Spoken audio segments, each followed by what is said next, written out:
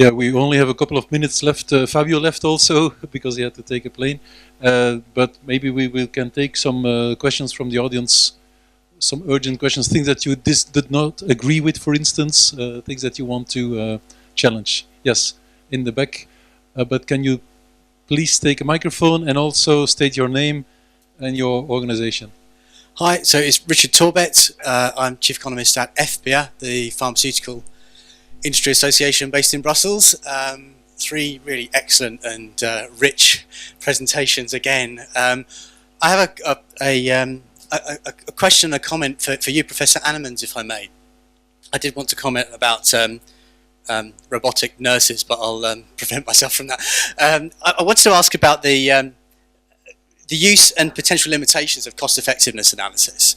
And I think I should start by saying that I think I very, very much sign up to a lot of the objectives and ambition in your presentation. I think you framed the debate extremely nicely. And I certainly welcome the fact, obviously coming from the pharmaceutical industry that has seen most focus of cost-effectiveness analysis, your call for expanding the scope into other areas of healthcare policy, I think is certainly welcome. Okay, let's stop here. It's very positive, so let's stop here.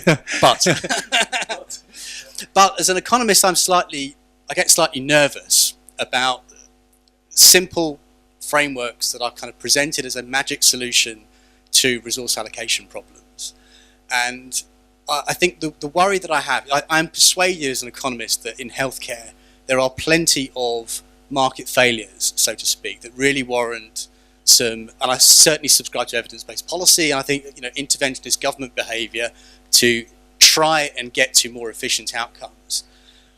But it doesn't work everywhere, and I think there are very strong market forces that deliver incredible value to healthcare systems in plenty of other areas. And the two issues I'd like to point to in cost-effectiveness analysis that I think we have to bear in mind. One is that fundamentally it assumes that we can have perfect information and an equal and high quality understanding of the quality of the inputs across disease areas, across types of technologies, etc. The second, and more importantly though, is that it's fundamentally a static optimization framework, and in fixing prices and quantities at a given snapshot in time, I think that potentially leads huge problems. It leads the industry, signaling problems for the industry in terms of future technology development, but it also doesn't capture real industrial and market dynamics that are of value to healthcare systems, discounting behavior, budget caps, competition in the marketplace that changes relative prices over times. A kind of technocratic, static framework of optimization can't possibly keep pace with market processes. So what's your answer to that, and how can we make sure that cost effectiveness analysis is used where it's adding value and doesn't get in the way of the market where the market can deliver efficiency? Yeah, excellent point. Well, I give sometimes full-day courses on cost effectiveness, and then of course I go more into the details of the challenges and the uncertainty. And you're perfectly right. Today we have to make a decision about a new drug, a new technology that approaches the market. Now, the decision is this value for money? Is this technology worth the money? Do we need it? And so on. Then we have to make assumptions, then we have to make projections. If we, as from tomorrow, start working with this new drug, what will happen the next 5 years, 10 years, 15 years? And sometimes in some diseases we need to make projections of 25 years, like in diabetes. But we have to do that, because if we don't do that, then we take a blind decision. So it's better to have some estimates about what could be the potential impact of this technology, rather than to have no estimate at all and make a blind decision. But you're right, there is uncertainty, and you can try to deal with that uncertainty by exactly signing contracts, by saying to an industry, look, this is what you promise with your new treatment. By the way, it's the industry most of the time that conduct the cost effectiveness studies. This is what you promise with your cost effectiveness study. Let's talk again in 2 years from now, in 3 years from now, whether what we observe in real life is matching your promises, and let's then already now sign agreements about what will be the impact when you do not keep your promises. That's a way to handle that uncertainty. But my main point is, a world without cost effectiveness data, then you make blind decisions and then you're lost. And my matrix is not to be used as a dogma, it's more a GPS. There is a lot of impressions that coming to us, and there is a lot of uncertainties, but at least it can help us to guide us through all those uncertainties. That's the idea. may also contribute to the point. I think sometimes we are exaggerating, of course, capacity of public service to assess everything. But on the other hand, let's look to traditional economics. We do have assumption on this rational consumer. In reality, nobody knows how those utilities are measured, but somehow as citizens we do measure those utilities and finding ways. And in health, it's a fact that most of services and products are purchased by those three-party payers, health insurance companies or whatsoever, and probably it's quite reasonable to say that we are quite rational at the end. Of course, not completely so, but that's why we have civil society, that's why we have patients' organization, doctors' organization, lobbying from industry, and this interaction of interests makes a final result. So I think any technique, including with fancy ideas on health technology assessment or whatever, will not give us pure knowledge on anything. But as a tool, it's fine, and people are working on this, and it helps too. So this interaction of forces makes a result. And again, when we are comparing different countries, for example, Germany with UK, you see that yes, systems do differ, but in reality, health outcomes are very close. So people are finding similar ways, and we're able to distribute resources, of course with some inefficiencies, but the same with our ordinary citizen. Yes, we are rational, but sometimes we are drinking more than necessary, we are dying because of smoking or whatsoever, but that's the reality. So it's combination of being rational and bit irrational at the same time. Two more questions, unfortunately. You have to stick a little bit to the time. I see two ladies, one from the generics who had already the occasion. So, yeah, first the lady there, and then the...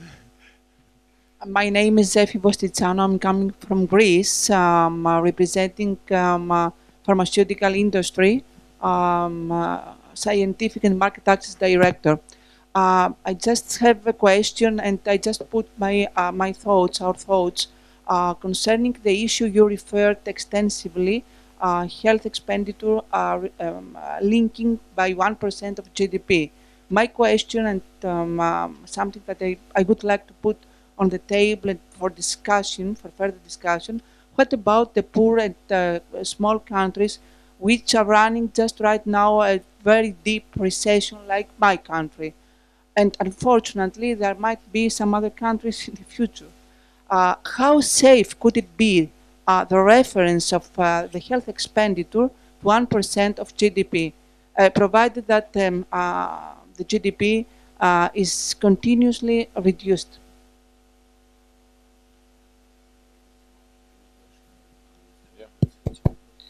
I don't have very good answer on that. Probably in Greece we see the same sort of phenomenon you see for the OECD as a whole. I mean, the GDP has decreased, the economy is in recession, but actually the health expenditures decreased, but in a much sort of less proportion. So in relative terms, the society is still allocating more to the health care. Now, it's true that now this decrease in expenditures in country like Greece may be so important, so large, even if they are perhaps lower than the ones in GDP, that indeed we have this kind of problem that was emerged in this OECD working group, that you may indeed hinder over the long run the quality of the system. And that's there, I think we are still a bit in the blue. We are still not very good in assessing the impact of the crisis and this decrease in health spending on the overall quality of the system. So I don't have sort of an answer to you, because it's okay. The GDP is a sort of imperfect measure of our societal objective. And for example, the OECD is doing a lot of work on replacing GDP by well-being indicators. In these well-being indicators, probably this kind of a white or red, or whatever you call it, GDP related with health could be much better sort of evaluated. But you know, this is still sort of experimental work. We still are not there, huh? But we are working on it. Huh?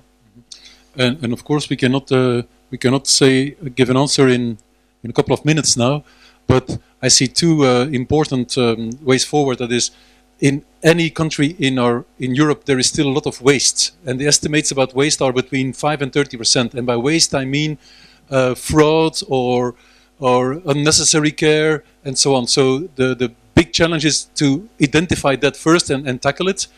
The second one is more on a European level, where we see absence of differential pricing. It was already mentioned briefly, but in an ideal world, a new drug that is launched should be more expensive in a country where the GDP per capita is higher and less expensive where the GDP per capita is lower.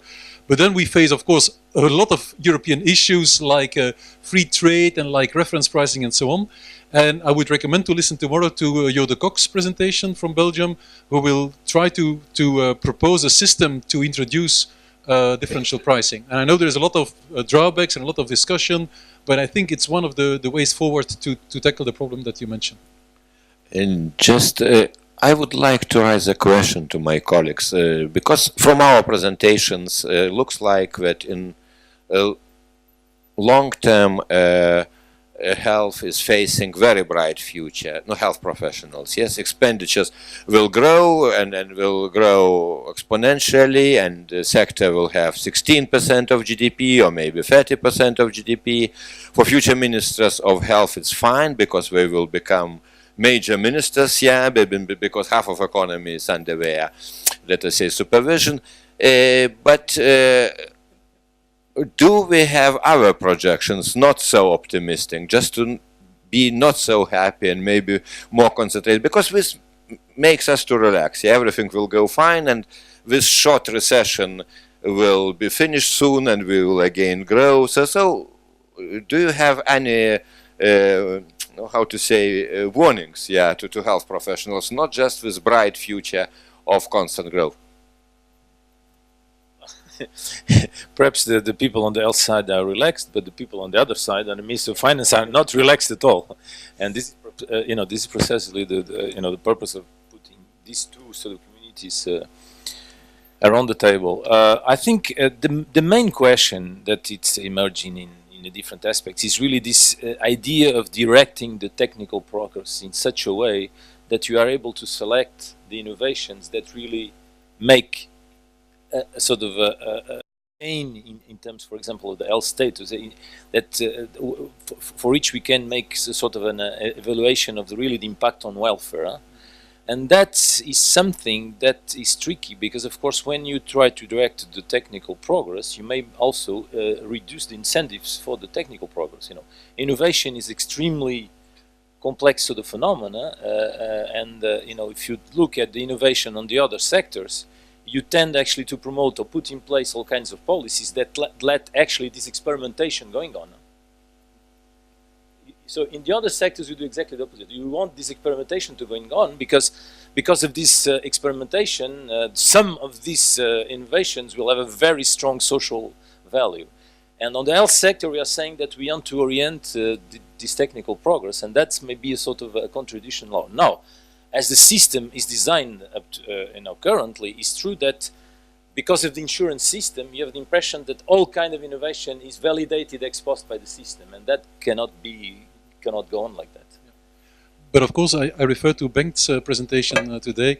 In fact, the goal of the healthcare sector is to produce health, and you have to try to do that with the highest possible productivity.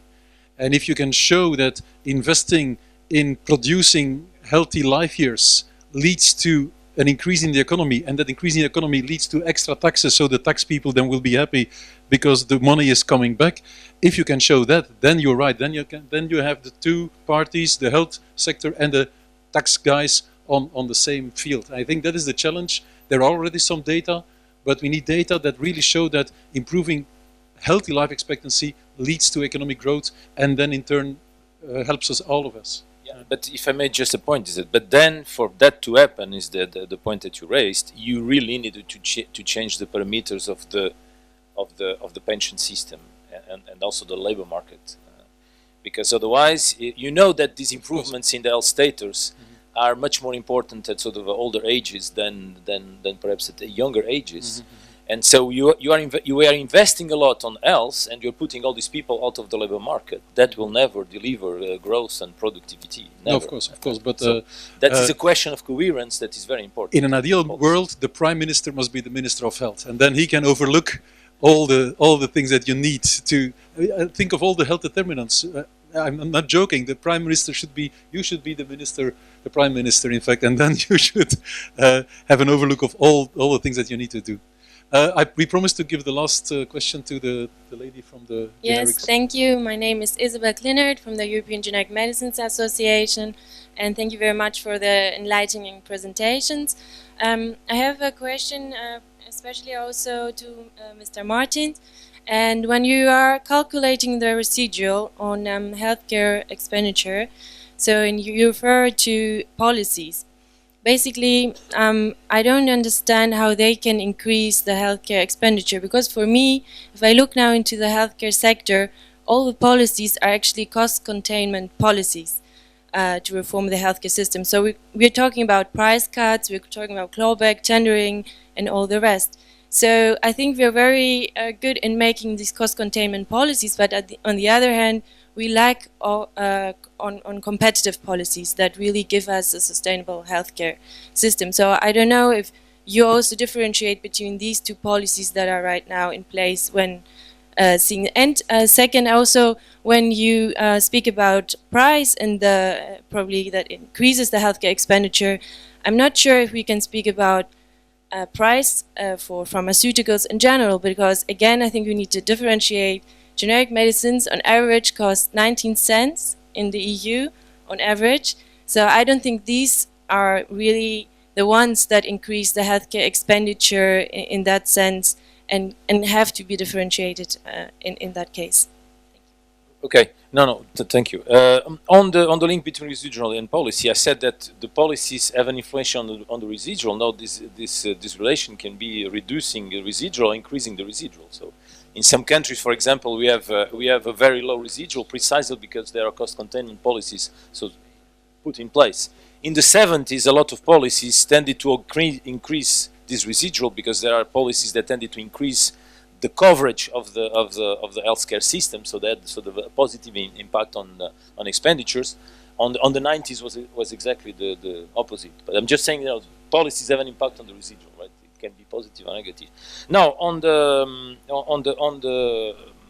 impact of prices increases, it's for sure that if you could introduce a bit of detail in these projections and, for example, disentangle in health spending the pharmaceuticals from hospital spending, other services, certainly you improve a lot this projection framework. Because, for example, when you look in terms of evolutions of prices or